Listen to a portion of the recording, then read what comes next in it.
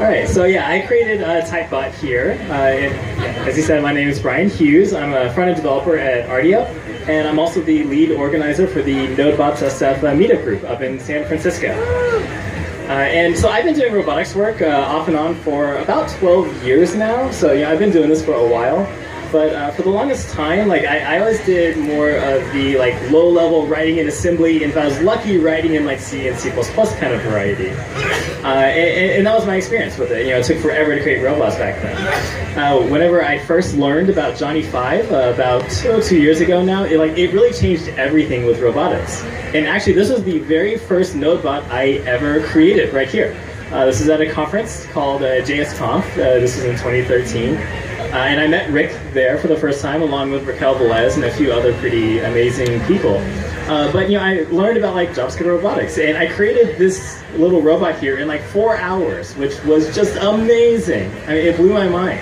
You know, before this, if I was writing, you know, in C or something, it would have taken me like weeks to do. This would have been like a serious project, right? But now I was just able to throw it out in an afternoon. It was so much fun, and so I was hooked. Now, all right, so let's take a closer look at TypeBot here. TypeBot is built using 3 servo motors, which you can see here, here, and here. We have an Arduino Uno, which is kind of sitting in the back here where you can't see it. And then there's, you know, hot glue, some popsicle sticks, and this little wooden base here.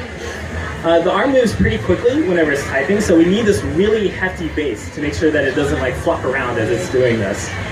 The original version, whenever I created it, this was a hack day, so I didn't have a whole lot of materials available. So I literally used like some popsicle sticks, duct tape, and some like unopened soda cans. Yeah, I like to think this wood base is a little more refined here, but yeah, it serves the same purpose in the end. So next we have the first servo here. I call this the shoulder. I mean, this is an arm, so of course we have to make analogies to human arms. And this causes it to rotate back and forth like this. And this basically allows the rest of the arm to get aligned over any part of the keyboard that we want. And then we have the elbow joint and then the wrist joint right here. And these work in tandem. They can kind of basically move along a line. And so with this, in conjunction with the shoulder, we can actually position this tip anywhere in 3D space, kind of on this side of the base. And that allows us to, you know, type whatever we want. So talking about servos a little bit here, for those of you who aren't familiar with them, it's a type of motor that takes a very special type of signal called a pulse width modulated signal, or PWM. You basically give it a pulse every 50 milliseconds, and the length of that pulse basically determines what the motor does. And there's 2 types of these servos you can get, called standard and continuous servos. A standard servo, which is what I'm using here, basically takes that pulse and translates it into a position. So, you know, I can give this pulse and tell it to move to exactly, you know, the one spot that I want it to be in for that given point in time. The other type is called continuous, and you often see those in, like, you know, motor vehicles and things like that. They rotate continuously. They translate that pulse into a speed. So looking at this a little bit more, you know, one thing about this is these are all connected to the Arduino. They're being driven straight from the Arduino power-wise.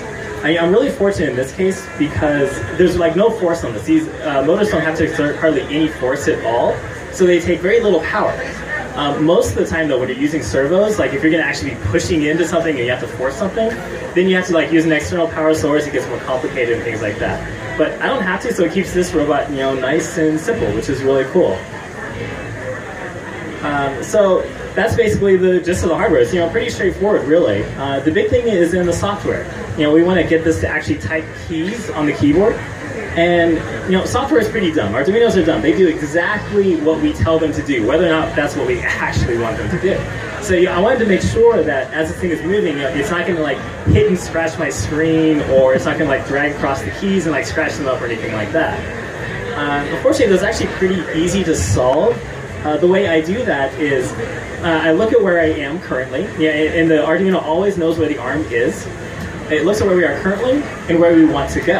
And it basically figures out which of these servos has to move the most to get there. You know, that means it's going to take the longest, right?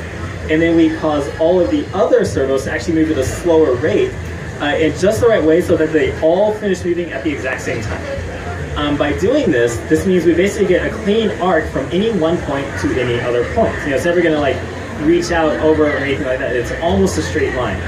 which means that as long as those points are always keyboard like positions, it's never going to hit the screen or anything like that. And then to make sure it doesn't drag against the keyboard, what I do is I always have it like moving about a half an inch off of the keyboard itself.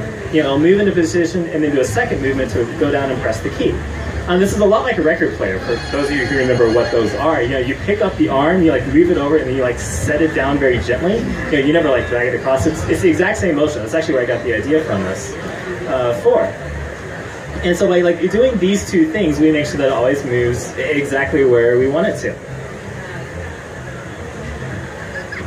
But enough talking. I think you all want to see this thing move, right? You want to see it type on an actual keyboard.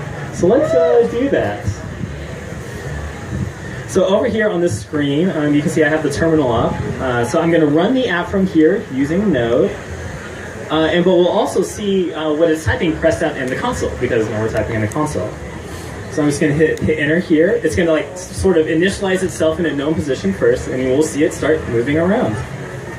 And hopefully this works. All right.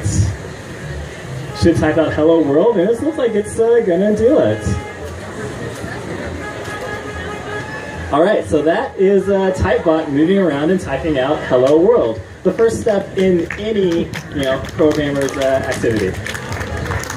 All right, and are there any quick questions, or do we want to do questions at the end?